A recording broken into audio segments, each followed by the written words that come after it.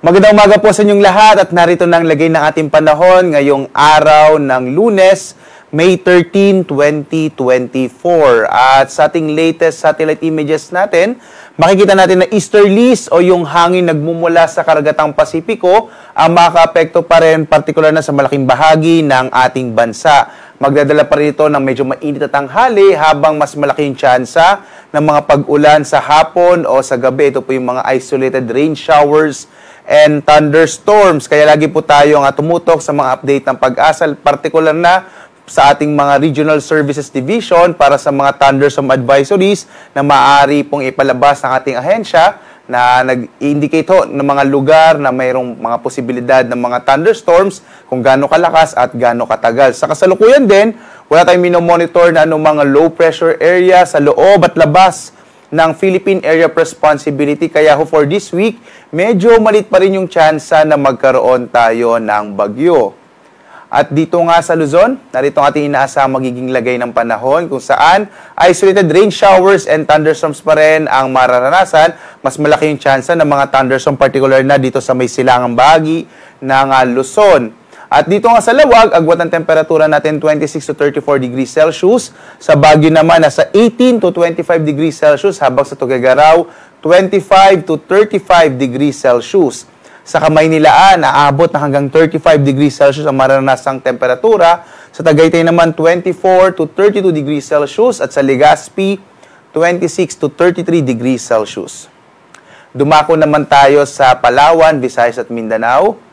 Dito sa bahagi ng Palawan at sa Visayas, makikita natin generally fair weather pa rin ang mararanasan habang may mga tsansa ng mga pulupulong pag-ulan, pagkidlat, pagkulog, lalo na bandang hapon hanggang sa gabi.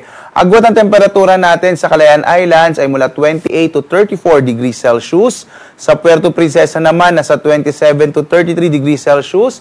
Sa bahagi ng Iloilo, nasa 28 to 33 degrees Celsius. Sa Cebu, 28 to 33 degrees Celsius, habang sa Tacloban, nasa 27 to 32 degrees Celsius.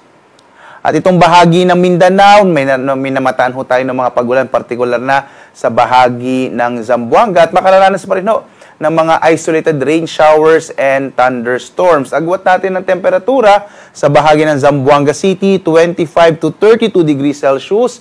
Sa Cagayan de Oro City, 26 to 32 degrees Celsius, habang dito sa Davao, nasa 25 to 32 degrees Celsius. At sa kasalukuyan nga wala tayong nakataas na gale warning, kaya ligtas pa rin pumalaot ang ating mga kababayan, partikular na itong mga sasakyang pandagat at mga malilitang mga bangka sa mga baybayin ng ating bansa. Bagamat iba yung pag-iingat dahil ngayong buwan ng Mayo, magsisimula na ang mga thunderstorms natin, kaya iba yung pag-iingat pa rin pag tayo ay naglalayag sa ating mga karagatan. At narito naman ating inaasahang magiging lagay ng panahon sa mga susunod na araw sa bahagi ng Luzon, partikular na dito sa may Metro Manila, Baguio City at Legazpi City. Mga isolated rain showers and thunderstorms ang mararanasan the next 3 days. Agwat ang temperatura sa Metro Manila, nasa 25 to 34 degrees Celsius. Sa Baguio City naman, the next 3 days, nasa 17 to 24 degrees Celsius. Habang sa Legazpi City naman, nasa 26 to 33 degrees Celsius. Sa bahagi ng Kabisayaan, mga pulupulong pag-ulan, pagkidlat, pagkulog din na mararanasan, generally fair weather pa rin. In the next 3 days, sa bahagi ng Kabisayaan, sa Metro Cebu, agwat ang temperatura natin 26 to 32 degrees Celsius. Sa Iloilo City naman, nasa 28 to 34 degrees Celsius. Habang sa Tacloban City, 26 to 33 degrees Celsius. At sa bahagi naman ng Mindanao, posible din yung mga isolated rain showers and thunderstorms lalo na bandang hapon hanggang sa gabi. Agwat ang temperatura sa Metro Davao, nasa 25 to 34 degrees Celsius. Sa may bahagi ng Cagayan de Oro City, nasa 25 to 33 degrees Celsius. Habang sa Zamboanga City, agwat ang temperatura, nasa 25 to 35 degrees Celsius.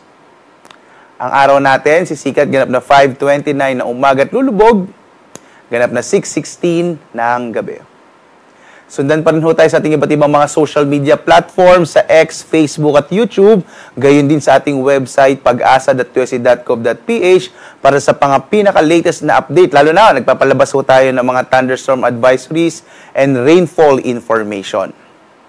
At live na nagbibigay update mula dito sa Pag-asa Weather Forecasting Center. Ako naman si Obet Badrina. Maghanda po tayo lagi para sa ligtas na Pilipinas. Maraming salamat po. Magandang umaga sa inyong lahat.